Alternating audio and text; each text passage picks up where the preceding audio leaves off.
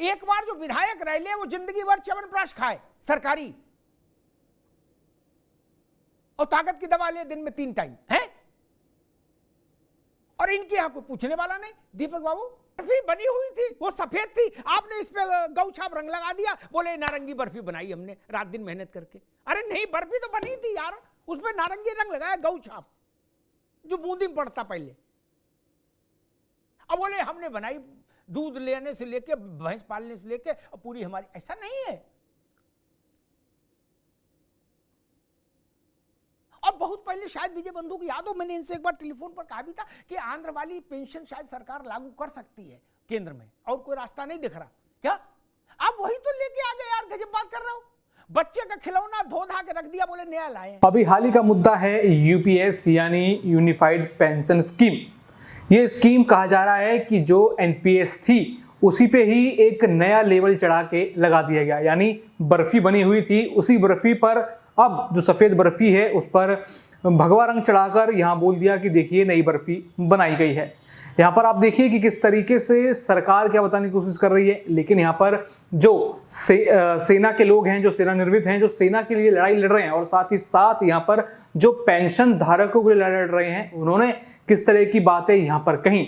पूरी तरीके से यहाँ पर सरकार तो ये दिखाना चाहती है कि उनको कितनी फिक्र है यहाँ पर सेना की, लेकिन अर्धसैनिक बलों को पेंशन से बाहर किया जा रहा है। इसी पूरी बातचीत पर ये डिबेट है। देखिए कि किस तरीके से यहाँ पर सरकार का दोहरा चेहरा दिखाई दे रहा है। बाकी और भी ऐसे कंटेंट को देखने के लिए और जानने के लिए हमारे चैनल को सब्सक्राइब करें, बेल आइकन को दबाएं और ऑल पर जाकर क्लिक करें ताकि हमारी सारी वीडियो आप तक पहुंच सके। जी, आप सेना में रहे हो, मेजर से रिटायर हुए, ऐसा तो नहीं कि जब गोली चलेगी तो वो ये तो देखेगी नहीं कि नहीं भाई ये आधे सैनिक हैं, अर्ध सैनिक हैं, इनको गोली नहीं मारी जाएगी, हैं, इनको कंचे से मारेंगे और सैनिक वाले पे गोली चलाएंगे। ऐसा तो है नहीं। कुर्बानी कुर्बानी है नहीं ये। और जब एक अदालत ने कह दिया कि भाई ये आर्म्ड फोर्स ऑफ यूनियन है, ये भारत राष्ट्र के सशस्त्र सैनिक हैं, ये भी फिर सुप्रीम कोर्ट में उसके खिलाफ कुंडी खटखटाई जा रही है। क्या भारत इतना कमजोर है कि वो अपने अर्धसैनिक बलों के परिवारों की देखरेख हिफाजत नहीं कर सकता? और सैनिक और अर्धसैनिक के बीच में ये भेदभाव पैदा करने की कोशिश क्यों हो रही है? कमतर और छोटा, कोई बड़ा कोई छोटा बताने की कोशिश हो रही है। को बड़ा छोट कहता अपराधु, कौन बड़ा है कौन छोटा है? भारत माता के लिए जो कुर्बानी देता है सब बराबर है। क्या बात है। वो होमगार्ड भी बराबर है और वो सेनाध्यक्ष भी बराबर है, जो कुर्बानी जिसकी हो रही है, जिसकी शहादत हो रही है। अजय जी, ये बात समझ मेरी नहीं आई। बहुत ही हैरान करने वाली बात है कि ये ऐसा क्यों है, मुझे भी ये समझ नहीं आया। आपको बताना चाहूंगा कि जब अभी तक जो पुलवामा का जो हमला हुआ था उसमें जो जवान शहीद हुए थे उनको आज तक शहीद का दर्जा नहीं मिला। तो जब हम लोगों ने बहुत इसके बारे में बातचीत करी तो उसमें पता चला कि सरकार का ऐसा प्रावधान ही नहीं है कि जो पैरामिलिट्री फोर्सेस से जो लोग अपने वीर गति को प्राप्त होते हैं उनको शहीद का दर्जा दिया जाए।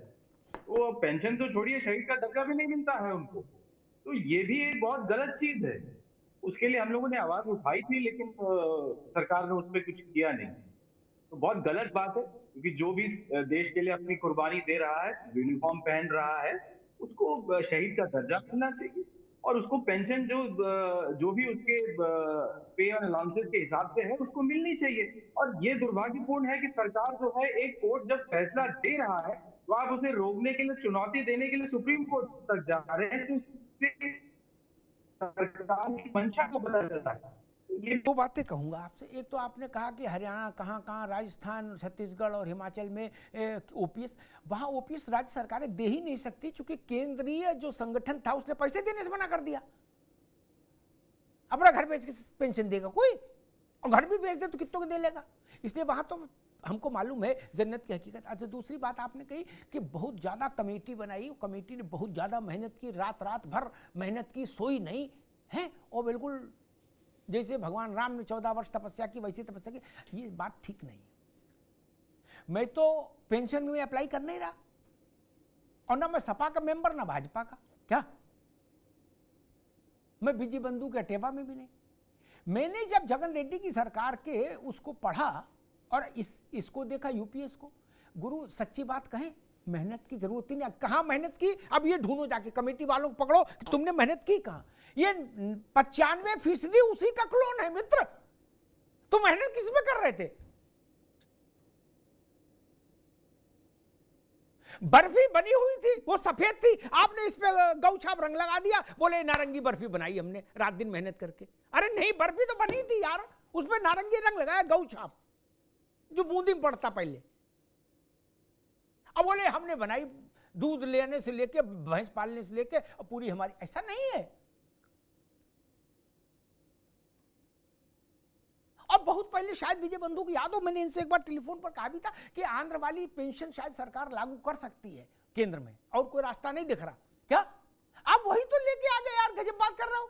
बच्चे का खिलौना धो धा के रख दिया, बोले नया लाए हैं। ऐसा नहीं है। इसलिए मैं कह रहा हूं कि कमेटी वालों ने कोई बहुत मेहनत नहीं की, कॉपी पेस्ट मारा है क्या, और प्रिंट ले लिया। उसका नाम यूनिफाइड पेंशन योजना कर दिया। जी अमिताभ जी, क्या यूपीएस से उन केंद्र शासित जो सरकारी हमारे कर्मचारी हैं, क्या उसको उनका लाभ नहीं मिलेगा? उस पेंशन का लाभ उनको नहीं मिलेगा जो चाहे वो उनके परिवार के लिए 25 वर्ष से अधिक 60% उनके वेतन के अनुसार हो, चाहे वो जो 10 वर्ष से अधिक कर रखे हो तो उनको 10,000 रुपए के रूप में भुगतान के लिए पेंशन हो। तो लाभ तो हमारे सरकारी जो कर्मचारी हैं, जो हमारे जनता है, उसी को मिलेगा ना यूपीएस का लाभ। देखो दीपक जी, और बंधु जी आपके पास आ रहे हैं, लेकिन दीपक जी एक बात आपसे कहूंगा, मैं इस मामले में बड़ा, मेरा अपना सिद्धांत है और मैं इसलिए इस सिद्धांत को अब नहीं छोड़ सकता। मैंने कृषि कानून के समय भी यही बात कही थी भाजपा के मित्रों से। भाजपा के मित्र कहते थे अमिताभ जी ये नासमझ हैं, जो लोग नहीं समझ पा रहे, किसानों को भड़का रहे, किसान भी नासमझ है, ये किसानों को बैकुंठ दिखा देगा धरती पे, ऐसा कानून हम लाए। हमने कहा भाई हो सकता है बैकुंठ से भी डबल बैकुंठ दिखा दो आप, लेकिन मैं इस कानून के पक्ष में इसलिए नहीं हूं क्योंकि किसान इसके पक्ष में नहीं। जिसके लिए कानून लाए वो तो पक्ष में हो यार। आप बोले कि भाई ये गुड्डू है, इसके साथ शादी कर दो लड़की की, लड़की को लड़का पसंद नहीं क्या, और चाचा को पसंद हो, फूफा को पसंद, फूफा के साथ शादी होनी नहीं ना, फूफा की भौरी पड़ेगी नहीं ना, कि चाचा की पड़ेगी। बोले बिटिया की अम्मा को, अरे अम्मा थोड़ी ना जाएंगी ब्याह के भाई, बेटी और बेटा आपस में पसंद कर रहे एक दूसरे को कि नहीं। मेरे लिए लोकतंत्र में योजना वैसी होनी चाहिए जो जिसके लिए है उस बृहत्तर वर्ग को वो संतुष्ट करे। आपने किसान कानून वापस लिया था, तब भी मेरी सोच सही साबित हुई थी। आज मैं फिर कह रहा हूं, देर सवेर आपको दो चीजों में आना पड़ेगा। लिख लीजिए मेरी बात। आप ओपीएस भी लागू करेंगे, आपके ही श्रीमुख से उसकी भी घोषणा होगी, आज हो साल भर बाद हो, लेकिन मेरी समझ कहती है 27 से पहले, 2027 से पहले, क्योंकि तब स्टेक बड़ा है। और विनोद भाई, और जातिगत आरक्षण की घोषणा भी किसी भी दिन आप रात में सुन सकते हैं। आज हो कल हो, मैं तारीख नहीं बताऊंगा, लेकिन यह भी लिख के रख लीजिए। कास्ट सेंसस और ओल्ड पेंशन स्कीम दोनों आज कल परसों नरसों किसी दिन भी होंगी जरूर, ये तय मान लीजिए। विजय बंधु जी आप कुछ कहना चाह रहे थे? जी, जैसे दीपक जी ने दो बातें कही तो मैं उन पर थोड़ा सा कहना चाहता था कि उन्होंने कहा कि यहाँ सरकारें तो नहीं लागू हैं। पश्चिम बंगाल में, अरे क्या थी, हिमाचल में ओल्ड पेंशन लागू है, राजस्थान में ओल्ड पेंशन लागू है, छत्तीसगढ़ में लागू है, झारखंड में लागू है, और पश्चिम बंगाल में ऑलरेडी कभी एनपीएस लागू नहीं हुई। पहले तो ये जानकारी थी उसका। दूसरा इन्होंने कहा कि यूपीएस से लाभ होगा। यही बात पिछले 20 सालों से एनपीएस के बारे में बताई जा रही थी। रोज एक एक से बातें, वो शानदार बातें, एनपीएस में ये है, एनपीएस में, एनपीएस में। 20 साल हो गए, 4 से लागू हुई और आज 24 हो गया। तो आज आपने यू टर्न कर लिया, आपने यूपीएस पे आ गए आप। तो कल जो 20 साल आपने गाथा गाई, वो गाथा क्या हुई? इसका मतलब जो बात कही जा रही थी एनपीएस बारे में वो सही निकली। और आज आप फिर आकर के यूपीएस भी गाथा गा रहे हैं। जबकि मैं सर बता रहा हूं, जो जानकारी लोगों की लगातार आ रही है, लोग ये बात कह रहे हैं, एक भी एनपीएस कर्मचारी जो उसके अंतर्गत में है, मैं उसकी बात कर रहा हूं, कौन संगठन कौन नेता क्या बोला मुझे नहीं पता, मैं ही जानना चाहता हूं, जो एनपीएस के अंतर्गत है उसको यूपीएस भी पसंद नहीं है। पूरे देश से प्रतिक्रिया आ रही है।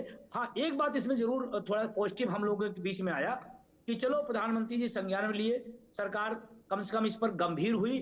अगर वो एनपीएस से यूपीएस पे आ सकती है तो और जोरदार तरीके से बात हो ओपीएस पे आ जाए। ये पॉजिटिव माहौल लोगों के अंदर गया है, ये चर्चा है जी। दिल्ली से जयपुर जब जाते हैं, रणवीर जी आपके पास आऊंगा, दिल्ली से जयपुर जब जाते हैं तो एक बीच में जगह है, उसका नाम है मिडवे। वहाँ रिफ्रेश होने के लिए और चाय के लिए लोग रुकते हैं। मुझसे कुछ लोग कह रहे थे दीपक बाबू कि ये मिडवे है पेंशन का। क्या एनपीएस से गाड़ी चली है, यूपीएस मिडवे है, ओपीएस डेस्टिनेशन है। और कुछ कुछ मैं सहमत हूं इस बात से, होगा यही। मैं फिर कहता हूं, लोकतंत्र में बाबू क्या कहते इससे महत्वपूर्ण महत्व नहीं। जिसको सरकारों के भाग्य को लिखने की ताकत हासिल है, वो क्या कह रहा है वो महत्वपूर्ण है। रणवीर सिंह, विजय बंधु, अमिताभ अग्निहोत्री या ननकू या रज्जाक या इंडिविजुअल कैपेसिटी में आशीष जी और आप भी, सब लोग, हम लोग 5 साल में एक दिन छोड़ के चलो किसी लायक ना हो, लेकिन एक दिन तो लायक है ना, जब ईवीएम हमारे अंगूठे पर है। वही दिन बहुत सबसे बड़ा है मित्र। बाकी क्या रखा लोकतंत्र में, बाकी तो कहानी है। इसलिए मैं कह रहा हूं रणवीर सिंह जी, आप और आपका संगठन, क्योंकि मैं देखता हूं हमारे बॉर्डर सिक्योरिटी फोर्सेस में जो बच्चे हैं, और बल्कि हमारे सेना का भी चरित्र मोटे तौर पर यही है, जो जवान हैं, अधिकारियों की बात नहीं कर रहा, जवानों की बात कर रहा हूं, वो उनमें से मेरे ख्याल से 90 क्या 95% गांव कस्बों के बच्चे हैं, गरीब परिवारों के बच्चे हैं, किसानों की संतानें हैं। रणवीर जी गलत तो नहीं कह रहा? बिल्कुल राइट कह रहे हैं। उनके पिता के पास उतना सामर्थ्य नहीं कि बेटा शहीद हो जाए तो उसके परिवार को पाल ले या अपना ही रोटी खा ले। रणवीर जी, वो ग्रेटर कैलाश और सुंदरनगर में रहने वाले लोगों की संतानें नहीं है ना जी। तो सवाल उठता है कि जैसे सेना के परिवार हैं, उनके भलाई के लिए, पुनर्वास के लिए, शहीद परिवारों की देखभाल के लिए सेना झंडा दिवस को सरकार ने बनाया। उससे जो राशि मिलती है वो युद्ध में हुए अपंग सैनिक, उनके बेहतर शिक्षा, स्वास्थ्य, परिवार कल्याण में वो राशि काम आती है। हमने 5 बार गृह राज्य मंत्री नित्यानंद राय से मिले, होम सेक्रेटरी भल्ला साहब से मिले, कहा कि साहब इतना तो कर दीजिए कि सेना झंडा दिवस की तर्ज पर अर्धसेना झंडा दिवस कोष की स्थापना कर दीजिए। इसमें आपको किसी एक्स्ट्रा मनी की जरूरत नहीं है, बजटीय प्रावधान नहीं चाहिए। आप जैसे लोग पैरामिलिट्री वेल विशर्स, आम इंडियन जो है उसमें कोष में दान देंगे, वो राशि हमारे परिवारों के काम आएगी। मैं आपके माध्यम से पूरे देश में आवाज जाए कि माननीय केंद्रीय गृह सचिव से मुलाकात 2 फरवरी 2021 में हुई। उन्होंने वायदा किया कि ठीक है, या तो 21 अक्टूबर पुलिस स्मृति दिवस या 31 अक्टूबर Sardar Patel the founding father CRPF, उनके उस पे हम कोष की स्थापना करेंगे। अब सैनिक कल्याण बोर्ड हर स्टेट में है, मार्टियर फैमिलीज के लिए, लेकिन अर्धसैनिक कल्याण बोर्ड पूरे इंडिया में हरियाणा को छोड़ के कहीं नहीं है, और हरियाणा में हमारे नाम पे भागीदारी नहीं। सैनिक स्कूल 14 नवंबर 2019 को माननीय वित्त मंत्री साहिबा निर्मला सीतारमन से मिले, उनके ऑफिस में गुहार लगाई के साथ 100 नए सैनिक स्कूल आप खोल रहे हैं, कम से कम अर्ध सैनिक स्कूल, पैरामिलिट्री स्कूल खोल दीजिए। उन्होंने कहा कि यस मैं खोलूंगी, एमएचए अगर प्रपोजल भेजे तो।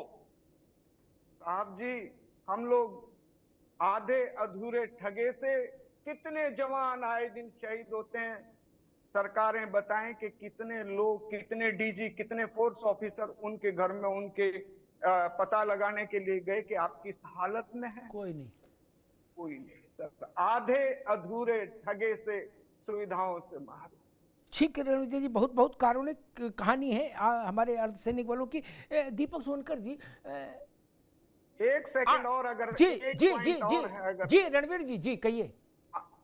माननीय प्रधानमंत्री आए साल दिवाली सरहदों पर बीएसएफ और आईटीबीपी के जवान के बीच में मनाते हैं। अभी फिर दिवाली आ रही है, बिग सैल्यूट। पहले प्रधानमंत्री जलेबी खा के आ जाते हैं, साहब जवान थोड़ी बोलेगा कि मेरी पेंशन लागू कर दो। अब समय आ गया कि इस बार अक्टूबर में मीठी दिवाली आए और ओपीएस का बनंजा दें और सुप्रीम कोर्ट से उसको वापस ले लें। ठीक बात।